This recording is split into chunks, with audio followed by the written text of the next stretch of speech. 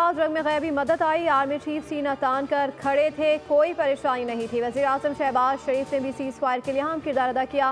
वफाकी वज़ीर दाखिला मोहसिन नकवी की न्यूज़ कॉन्फ्रेंस, कहा कि जवाबी कार्रवाई में भारत की शहरी आबादी को निशाना नहीं बनाया। तलाल चौधरी ने कहा कि दहशत गर्दी के खिलाफ जंग में हम सबको मुत्तहिद होना होगा। मौलाना अब्दुल खबीर आज़ाद बोले, मुल्क की सलामती के लिए हम सब मुत्तहिद हैं। पाकिस्तान पर जारियत मुसल्लत करने वालों को इबरतनाक शिकस्त हुई।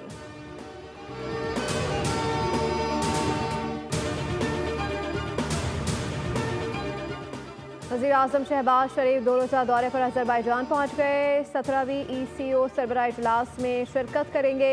वज़ीर आज़म की आलमी रहनुमाओं से 2 तरफ़ा मुलाकातें भी मुतवक्के। बाहिमी दिलचस्पी के उमूर पर बातचीत की जाएगी। वज़ीर आज़म ECO इजलास से भी खिताब करेंगे।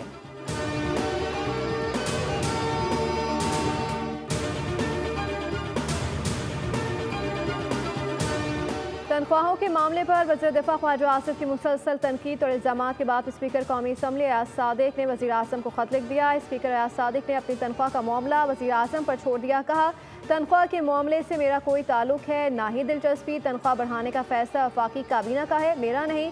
बेशक मेरी तनख्वाह मत बढ़ाएं, मगर मेरा इस मामले से लेना देना नहीं।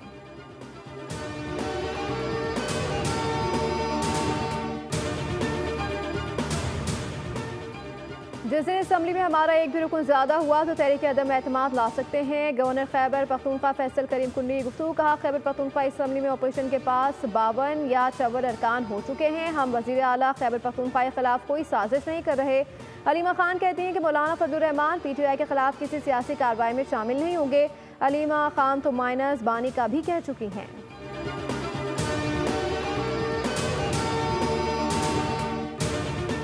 और वज़ीर आला खैबर पख्तूनख्वा अली अमीन गंडापुर ने कहा है कि गवर्नर खैबर पख्तूनख्वा की मेरी हुकूमत गिराने की हैसियत नहीं। गवर्नर KP काउंसलर की सीट भी नहीं जीत सकते।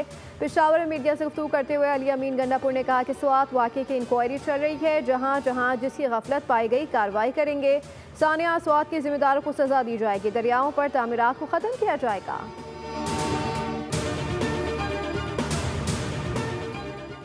हेडलाइंस आप जान चुके हैं, अब आप देख सकेंगे प्रोग्राम व्यू पार। मज़ीद बाखबर रहने के लिए विजिट कर सकते हैं हमारी वेबसाइट bolnews.com। देखते रहिए बोल।